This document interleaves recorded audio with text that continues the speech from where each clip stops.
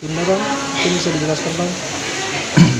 Pertama, substansi dari perkara itu supaya diketahui ya. Pra peradilan ini saya ajukan mengenai sah atau tidaknya surat perintah penyidikan, sah atau tidaknya penyidikan, sah atau tidaknya penetapan sebagai tersangka. Ya, kenapa? Laporan tanggal 3 Oktober 2019, laporan polisi, sprindik keluar hari yang sama, itu satu. Kemudian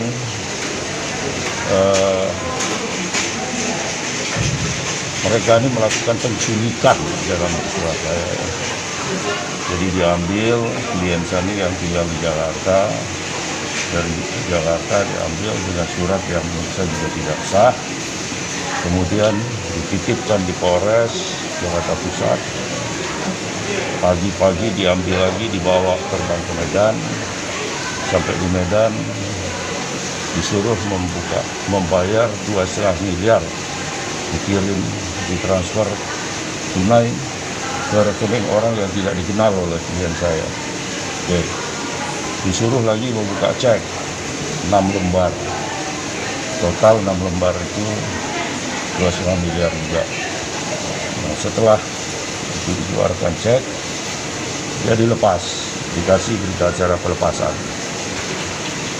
Di situ tulis bahwa tidak terdapat cukup bukti. Nah, itu sempat difoto sama klien saya, oleh Pak Anwar. Tarik lagi sama mereka. Oh, bukan pelepasan, tapi penangguhan penahanan. Nah, kenapa penangguhan? Nanti kalau cek ini sudah cair, baru kita lepaskan. Kau laporkan orang itu biar tim kami yang ngurus, yang megang, biar kita peras orang itu. Itu kalimat mereka. Ya. Nah, saya sebagai advokat yang dilapori diminta itu menangani perkara seperti itu. Tidak ada kata lain kecuali saya harus melakukan itu. Ya. Karena saya ingin melihat kebenaran keadilan ditegakkan. Apapun resikonya. Ya. Nah, kami laporkan di Polres, di Polda, di Propam, dalam rangka memenuhi panggilan Propam untuk melengkapi aja. Memenuhi itu kami datang tanggal 9 Maret. Karena panggilan itu jam 10 pagi. Kita baru mau mandi, saya baru mau mandi ya. Kemudian Pak Anwar lagi makan di coffee shop hotel. Diambil secara paksa, langsung dibawa ke kejaksaan, langsung diserahkan dan ditahan, pelimpahan tahap 2. Okay. Itu terjadi tanggal 9. Kemudian karena itu ada kena libur, atau pokok perkara itu sudah dilimpahkan ke sini. Ya.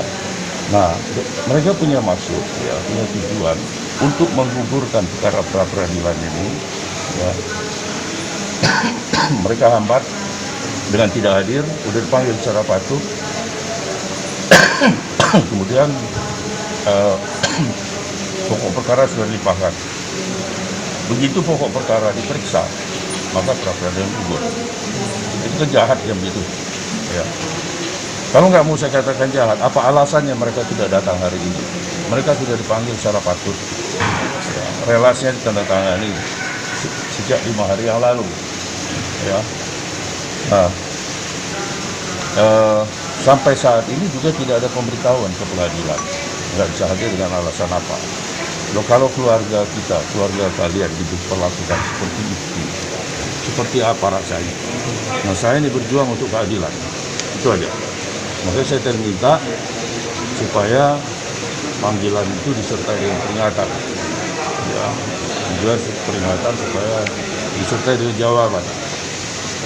Bahkan saya minta kalau nggak juga ya supaya mereka tidak menggunakan hak. Kita lanjut diperiksa tanpa hadirnya mereka. Saya siap dengan pembuktian. Itu aja.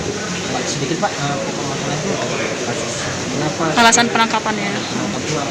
Kenapa klien kita bisa menyerahkan uang itu? Mungkin motifnya apa, Pak? Jadi kalau nggak diserahkan uang dia nggak keluar. Kalau nggak dibayar 2,5 miliar, dia nggak buka cek, Dia nggak dikeluarkan, Kalau ditahan aja. pelakunya kita nggak kenal, tidak pernah ketemu. Waktu pada saat dititipkan di Polres Jakarta Pusat, Gini, enggak, itu dititipkan aja. iya titip aja. Dititipkan aja. Ya. Jadi klien saya ini dalam pokok perkaranya, Pak Anwar, dituduh menipu seseorang yang bernama Halim. Joni Halim. Ketemu Joni Halim nggak pernah. Komunikasi surat nggak pernah. Telepon-teleponan nggak pernah. Kenal pun nggak. Ke Medan juga nggak pernah. Apa yang ditipu? Kata Joni Halim. Joni Halim ini pernah meminjamkan uang kepada, Ngasih uang kepada Okto. memberikan uang kepada Okto. Itu pun nggak kenal klien saya. 4 miliar Di Medan.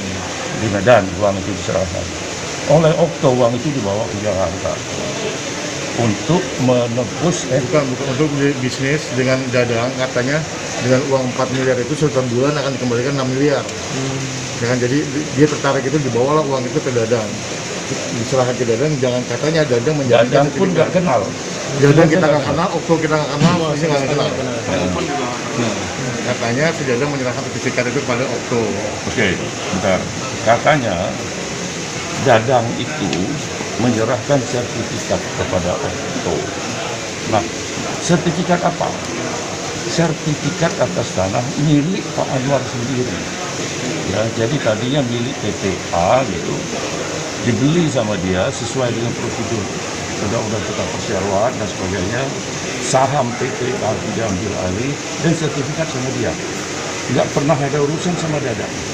Dadang ini bukan siapa-siapa di PT itu. Kita nggak masuk akal. Nggak kenal, nggak tahu, Nggak kenal. nggak pernah ada sampai sekarang. Nah, kata mereka, tuh kata Pak Anwar, kalau begitu ceritanya waktu di sini, kok saya yang ditangkap? Lo Dadangnya nggak ketemu.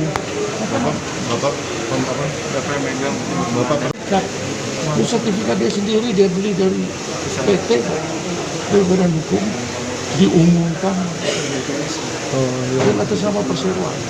Saham PT dari ini semua.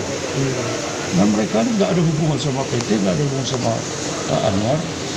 Makanya saya bilang ini sangat keterlaluan. Sangat keterlaluan. Itu aja. Ya.